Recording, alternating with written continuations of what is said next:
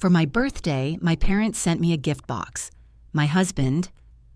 Michael glanced at it and warned, "Do not open it." I asked, "Why? Can you not see what it is?" I took a closer look and suddenly froze. I did not open the box. Instead, I chose a different course of action. Half an hour later, the police arrived at my doorstep. I have never been someone who revels in birthdays. I avoid parties, and I do not post exaggerated selfies celebrating turning 34 while thriving. Honestly, I often forget it is my birthday until my husband buys me some chocolate and cracks a silly joke about being married to a mature woman. For me, that is enough of a celebration. So, when my phone rang the day before my birthday and my mom's voice sounded unusually sweet, almost as if someone had injected syrup straight into her vocal cords, I immediately sensed something was off. "Oh, sweetie, we sent you a little surprise. It should come exactly on time," she said. Exactly on time, as if my parents had ever been punctual for anything that did not involve my sister. I decided to play along and replied, "Okay, thanks." She giggled. My mom never giggles. "It is nothing major," she added, "just a token of our love." That was the moment I ought to have realized, not because of her words, but because she said love without quickly reminding me that I am too sensitive. But you want to believe, after 34 years of disappointment, even when you have trained yourself not to expect anything. A foolish part of me thought, maybe it is genuine. Maybe they are trying. They were not. Anyway, it is my birthday. My husband, Michael, makes me pancakes and lets me enjoy coffee in bed while he takes a work call in the other room. Everything feels calm and cozy until the doorbell interrupts the quiet. On the mat, there is a medium-sized cardboard box. No ribbon, no gift tag, no sparkling birthday balloon, just a plain brown box with a printed label and tape, as if a machine packed it. Michael picks up the package, carries it to the kitchen, and sets it down. Then he stares at it as if it might suddenly sprout legs and walk away. I say, "That's from my parents." Still, he stays silent. Yesterday, Mom called and mentioned she was sending a gift for me. He remains quiet. I tease, "Then don't open it." He doesn't laugh. "Why? Do you think it's cursed?" He only nods toward the label. So, I take a closer look. Really, there is nothing handwritten. No markings on the label, not inside the folds, just a printed shipping tag with my name and address. The return address is a P.O. box, not their home street or even their city. A chill starts to creep over me. Michael steps closer, tapping the box's edge with one finger. "There," he says. "Do you see it?" I lean in. My heart skips a beat, then stumbles. A stillness settles inside me. Not exactly fear, not yet, but a familiar dread with a face I know too well. I remain silent. So does Michael. He quietly takes a step back again. Just then, my phone rings once more. It's my mother. Michael glances at the screen. I look at him and swipe to answer, pressing speaker. "Sweetie, did it arrive?" I hesitate. Michael. Moves not a bit. My thumb hovers. Michael hovers his finger over the end call button but hesitates and does not press it. "Yeah," I reply. "It arrived." He asks, "Did you open it?" I glance at the package. "Yes," I lie. "I already opened it. It looks beautiful. Thank you." "Oh, sweetheart," she says gently. "We just wanted to remind you how much we love you. You are a girl. Never forget that." My heart sinks because my mother has never spoken to me like that. Not when I finished school, not when I got married, not even when I sat crying on her sofa after my miscarriage 2 years ago. Michael looks at me and I gently shake my head. Then she continues in a sing-song voice, "We just thought you deserved something nice. You are so strong. You have always been." Then the call ends. For a while, neither Michael nor I say a word. The box remains between us as if silently observing. I hate how kind she was, I finally admit. I know. Michael says, She only calls me sweetie when she is about to be dishonest. I know, I agree.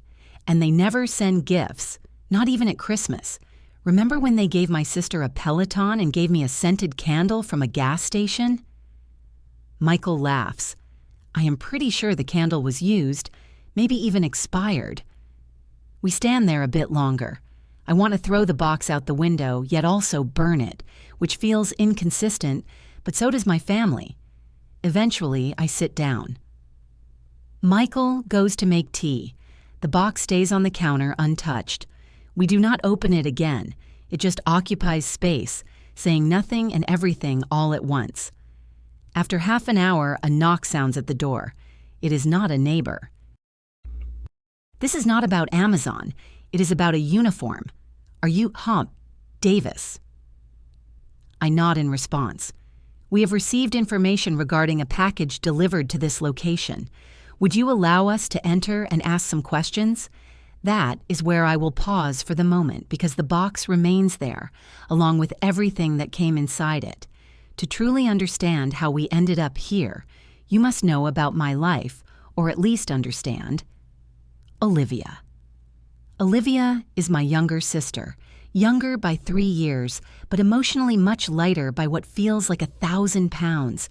If I am the responsible one, she is the joy.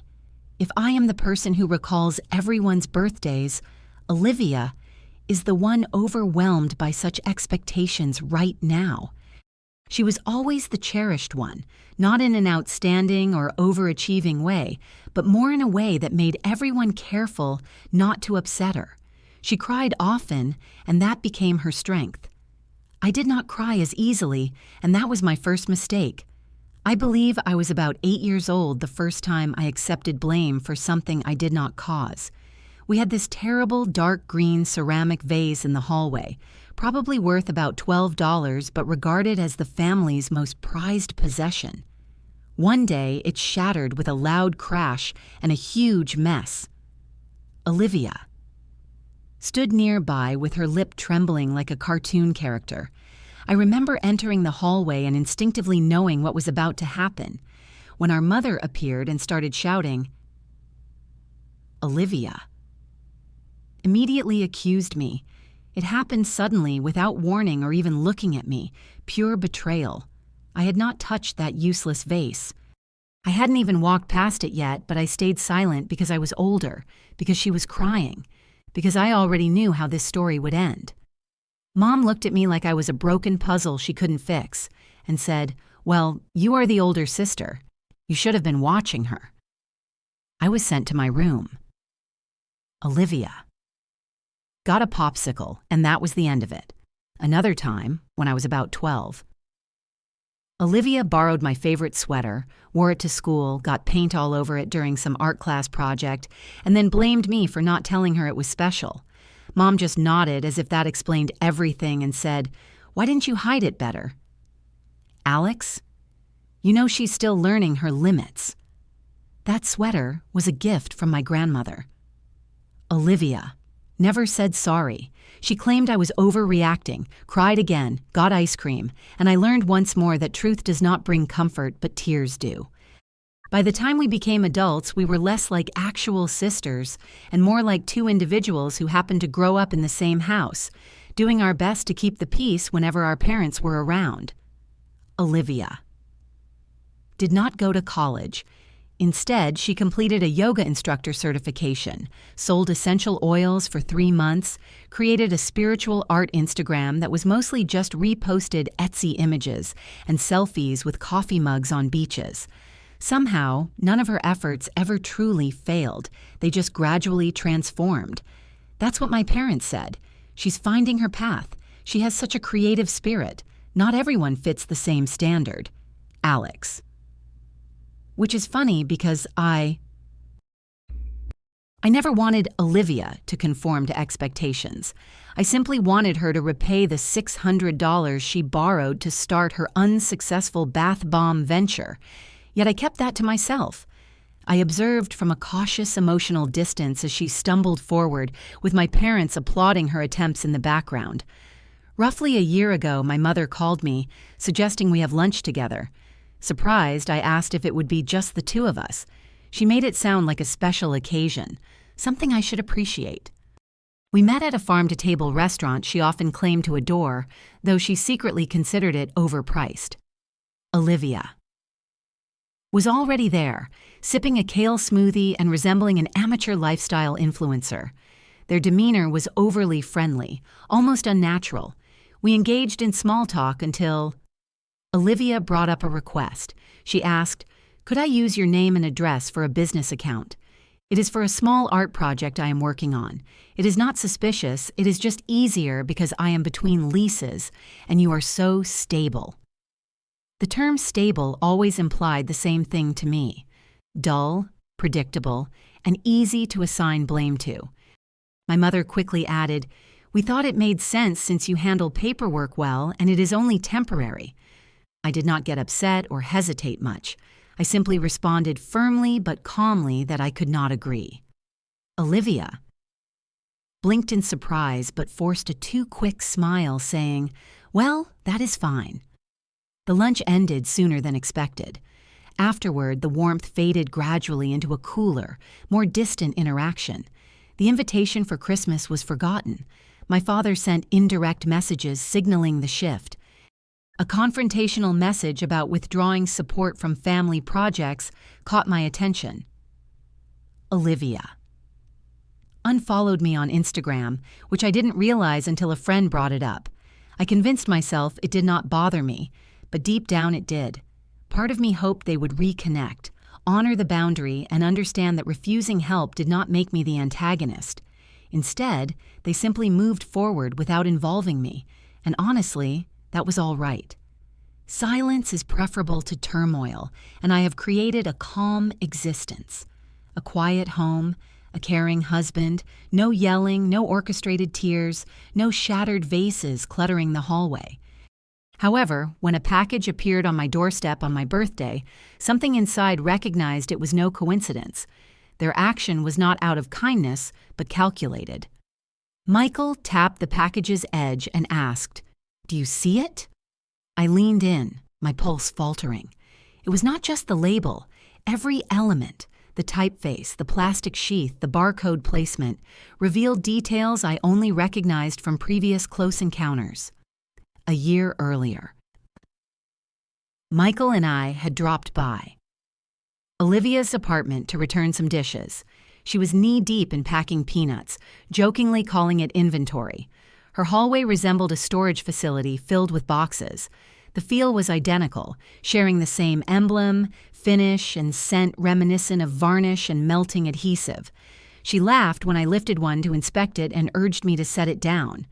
"The supplier is strict," she explained. "They monitor who opens what." She named the company with a tone of caution. The supplier was strict, not careless, not cheap, truly strict. Now that very same company sent a package directly to me with my name clearly printed on it. It was neither repackaged nor reused, but featured a brand new label, a fresh seal, and a pristine box coming straight from them to me. Michael remained silent. There was no need for him to say more. This was not a present packed in an old container. This was an intentional shipment, the kind Olivia never allows anyone else to handle. Yet somehow it ended up on my kitchen counter. I said nothing because nothing I could say would not feel like a betrayal. The moment I saw the packaging, I understood immediately. Then the call arrived. My mother, sweet and gentle, asked if I had received our little present. I responded that I had, that I opened it, and that it was truly beautiful. I had not spoken a word about my suspicions. Michael stood silently beside me in the kitchen, arms folded. I grabbed my phone, pressed the record button, and placed it on the counter next to me. It was not an impulsive act or driven by paranoia, since I had already seen the box and grasped what this was about. They were not sending me a gift. They were sending trouble under my name. Less than 30 minutes later, a knock came at the door. I opened it to find a uniformed officer, polite and expressionless, in a rehearsed manner, asking, "Are you Davis?" "Yes." I nodded silently. The officer explained, "We received a report regarding a suspicious package delivered to this address. Would you mind if we came in to inspect it?" Michael appeared behind me, and I stepped aside to let them inside. "Certainly," I said. The unopened box still sat on the counter. Same sealed edges, identical weight I had not been able to ignore since it arrived. I motioned toward it and said, "That is the one." The officer approached, inspecting it as if it might suddenly shift.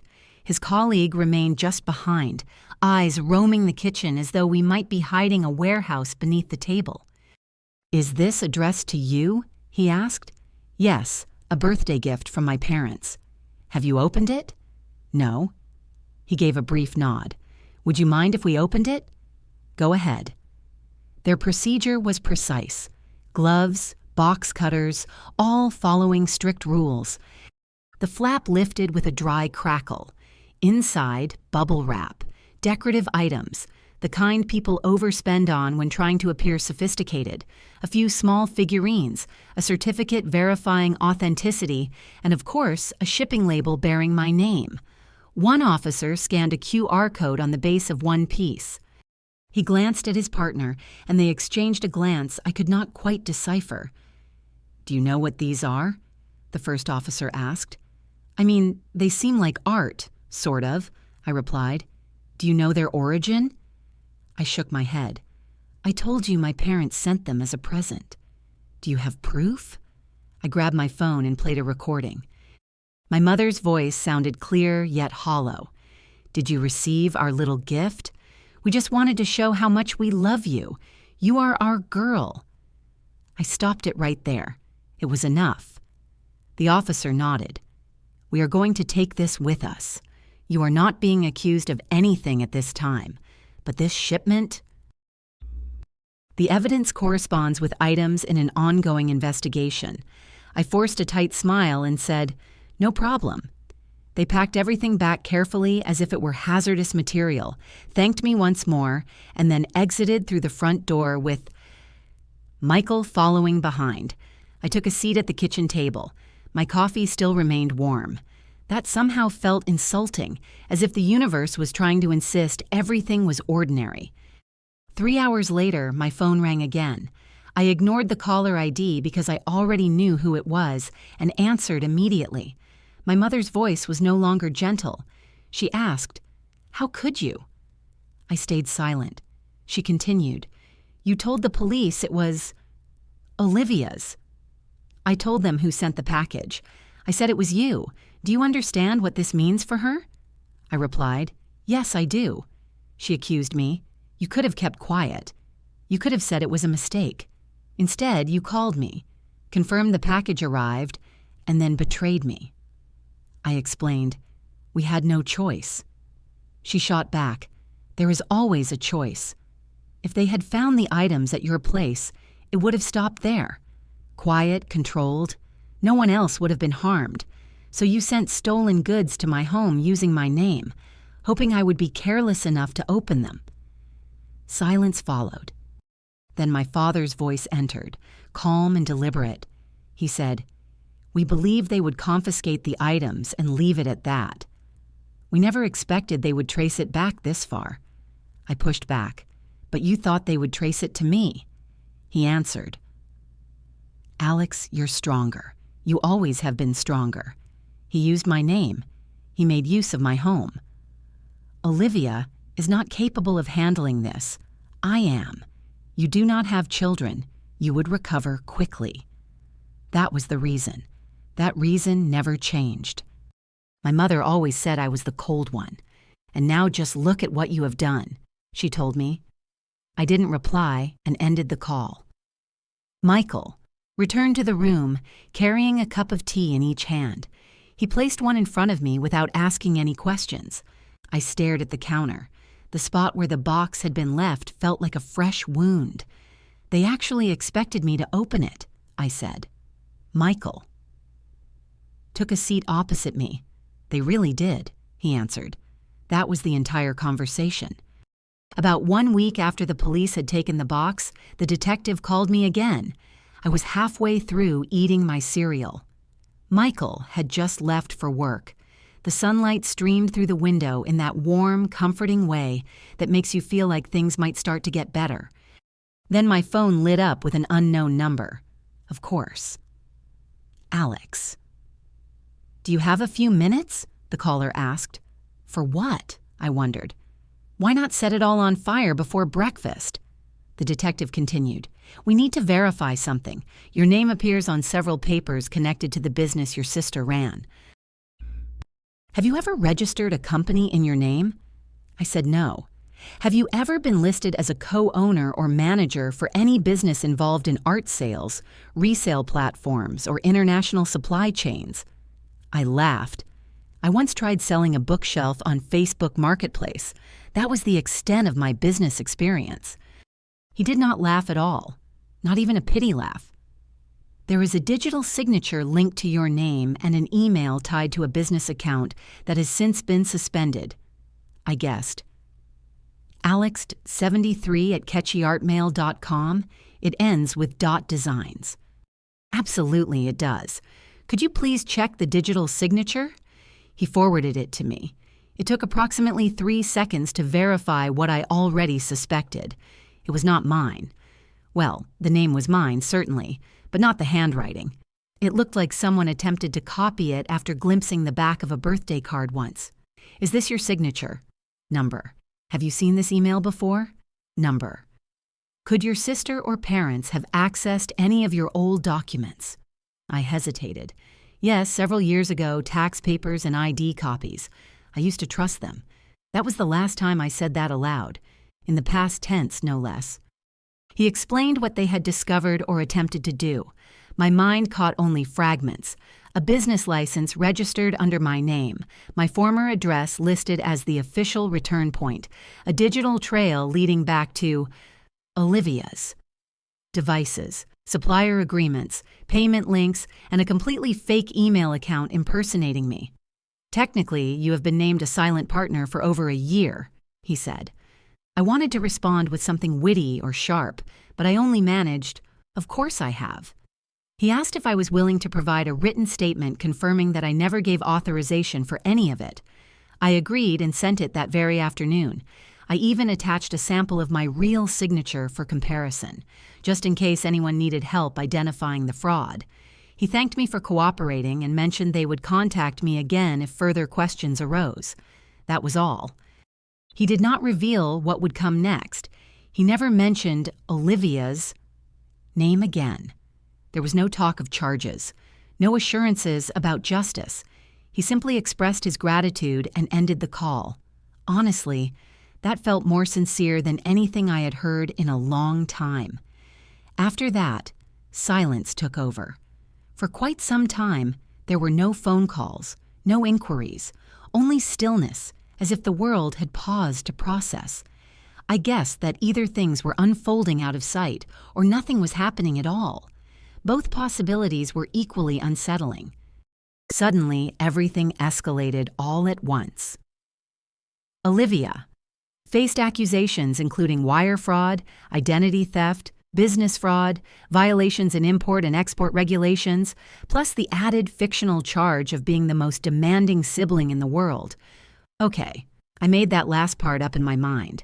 She accepted a plea deal, naturally. The sentence included 2 years of probation, a fine comparable to the cost of a brand new car, and a ban on holding any business license until she was well into midlife. My parents were charged, too, with conspiracy, aiding and abetting, and pretending they were too innocent to recognize a scam. They pleaded guilty. Their punishment was a suspended sentence, community service, fines, and having their names recorded publicly. There was no longer any shelter behind simply being her parents. I chose not to attend the hearing. I did not want to witness Olivia crying in a dull-colored cardigan while my mother gripped her hand as if she herself was the one under scrutiny for being a misunderstood genius. Nonetheless, I read through the transcript. My name came up a dozen times. Not once was there an apology. Then, as if life had more cruel jokes ready, they requested a meeting. This time, it was not Olivia. but only my parents, seeking a peace talk over some burnt coffee. They chose a cafe close to the courthouse. I arrived 10 minutes late and ordered the most expensive pastry on the menu just to make a point. They were already seated. My mother looked like she was trying to decide which expression would make me feel guilty the quickest. I did not sit down immediately. "We did not know she used your name," she said. "You did not ask either." She explained it was only for shipping. "Yes, because that is how fraud works. You just send it somewhere new and hope nobody asks questions." My father cleared his throat, a move he always uses when logic fails him. "We believed it was only temporary. She said you would not mind. She also said I would open the package. Remember? It turns out she says a lot of things. We did not think it would escalate this much. You mean you did not expect to get caught?" Both of them fell silent. Then my mother aimed right for the heart. "You have always been stronger."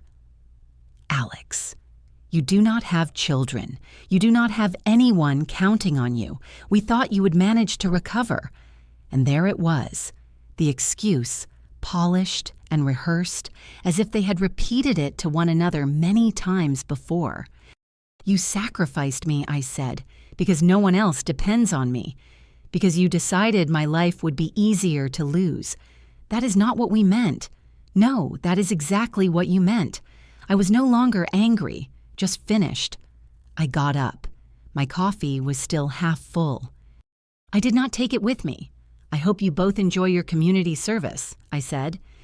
"Perhaps you will finally understand what genuine effort truly means." That evening, I blocked them completely, erased every contact, wiped out all backups, and removed their names from anything that still listed an emergency number. Everything vanished. It was not driven by anger, but by sheer necessity. They no longer have any access to me, not even to the fabricated version they created. The following morning, Michael brought me coffee. We sat together in the kitchen as gentle sunlight streamed in, as if it belonged solely to us. "Are you all right?" he inquired. I took a slow sip. "I am finished." He did not ask finished with what, because he already knew. "What do you think? Did I cross a line, or did I not go far enough?"